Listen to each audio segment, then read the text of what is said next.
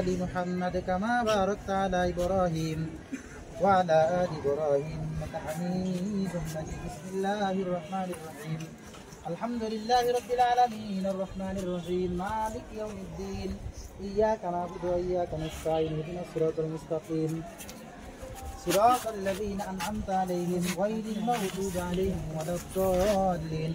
بسم الله الرحمن الرحيم. قل هو الله أحد الله الصمد لم يلد ولم يولد ولم يكن له كفوا أحد.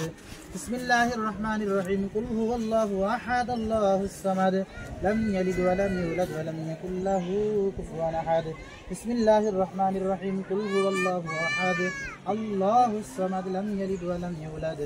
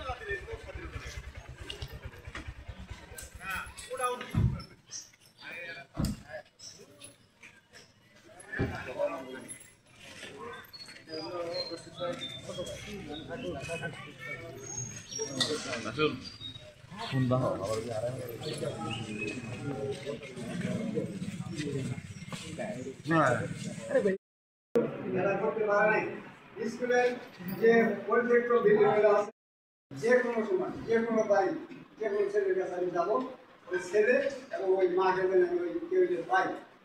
যাই হোক সম্পর্কে বিল্ডিং দেওয়া স্কুলের ছাত্রছাত্রী সংস্কৃতি আমরা একটা অনেকটা পরিবর্তন আসছে। আমি মোটামুটিভাবে যারা উচ্চ পর্যন্ত তাদের গার্জিয়ান ধন্যবাদ রাখছিলাম। সেদিন আমার একটা ছিল ওনাদের আমি কথা বলে দিয়েছি। আমি ছাত্রছাত্রীদের যারা বৃত্তি পরীক্ষা দিব তাদের ওনাদের বলছি যে সন্ধ্যা 7টা টিয়ার যারা মা আছে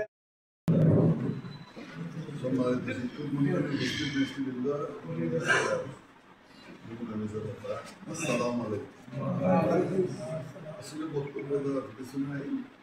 আমি বিশাল এমপি করি, তারপরে আপনাদের সাথে একটি আন্তরিক সম্পর্ক সৃষ্টি হয়।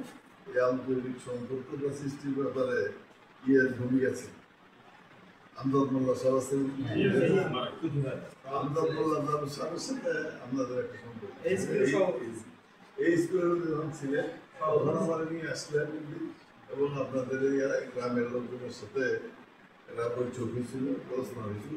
তারপরের থেকে কিন্তু আপনাদের সাথে যে আন্তরিক সম্পর্ক সেই সম্পর্কের কোনো ছেদ ঘটেনি এবং সেই থেকেই আপনাদের এই স্কুল এলাকার উন্নয়নের জন্য যতটুকু সম্ভব আমরা চেষ্টা করি, বিএনপির আলাদা চেষ্টা করি এবং আমি বিশ্বাস করি আমরা যদি আবার ক্ষমতায় আসতে পারি, ইলেকশন যদি হয় জানি না কি হবে, চক্রান্ত এবং ষড়যন্ত্র হচ্ছে, চক্রান্ত এবং ষড়যন্ত্র প্রতিনিয়ত হচ্ছে যাতে নির্বাচন না হয়, যাতে অন্য কিছু হয়, অন্য কোনো অবস্থার সৃষ্টি হয়ে গেলে কিন্তু চক্রান্ত এবং ষড়যন্ত্র হচ্ছে।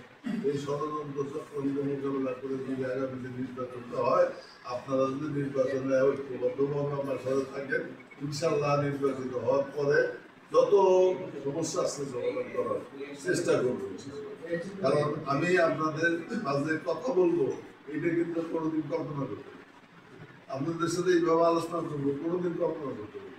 24 সালের নির্বাচনের পরে তো মনেই করে নেই যে আবার এলাকায় যেতে পারবো বা মানুষের দেখা হবে, কথা হবে, আবার সেই পুরান মুখগুলা আমার সামনে আসবে, এটা কিন্তু কোনো কল্পনা করি কল্পনা ছিল শুধু আল্লাহ করতাম। আপনাদের বলছি যে 18ই আগস্ট আমাদের রায় হওয়ার কথা ছিল, সে 18ই আগস্ট যদি রায় হয় তাহলে 2-3-4 মাসের মধ্যে আমাদের শেষ করি।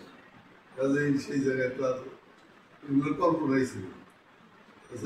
আল্লাহ রহমতে 18ই আগস্ট আসলে 5ই আগস্টের মধ্যে শেখ হাসিনার পতন হয়েছে, আমরা মুক্তি হয়েছি আপনাদের দোয়ার পর করবো।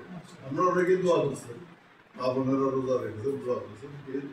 সেই কারণে আমি মনে করি যে জীবনে যে কয়েকদিন আর পাইছে আছে বেড়েই তো গেছিলাম নাকি, সেখানে আর কি লোক লালসা বানাইছে, সারা জীবন ছিল না, আগামী দিন নাই লোক লালসা করবো না, কিন্তু আমাদের এলাকার জন্য, জনগণের উন্নয়নের জন্য যাতে ভবিষ্যতে কাজ করতে পারি সেই দোয়া হবে। আমিও চাই যে মারা মৃত্যুর বুকেতে যেহেতু ফিরে আসছি, জনগণের সাথে যাতে আর কোনোদিন কোনো রকম বেইমানি না করি, চিরজীবন যাতে জনগণকে মনে রাখি এবং এই পরম জন্য আল্লাহর পথে যাতে আমরা সেই কাজগুলো করতে পারি, সেই জন্য আপনারা দোয়া করবেন। এইটুকু বলে এখানে একটা ইয়ের কথা বললে, সবার কথা বললে ইনশাল্লাহ সেখানে যত যেদিন আসবো সেদিন বিস্তারিত আলাপ করবো। সকলকে ধন্যবাদ। আসসালামু আলাইকুম।